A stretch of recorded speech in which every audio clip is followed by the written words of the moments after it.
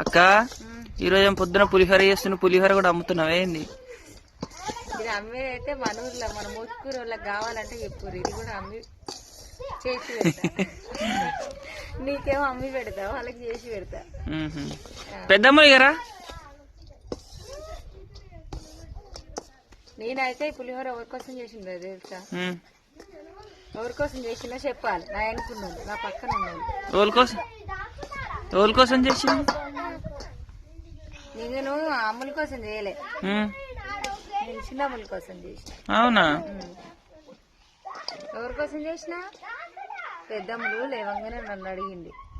నేను ఆమె చేసి పెట్టకపోతే బాధ అనిపిస్తుంది, పొద్దున్న దాకా అనిపిస్తుంది.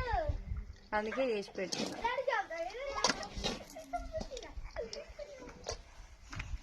తిని స్కూల్కి వెళ్తారు.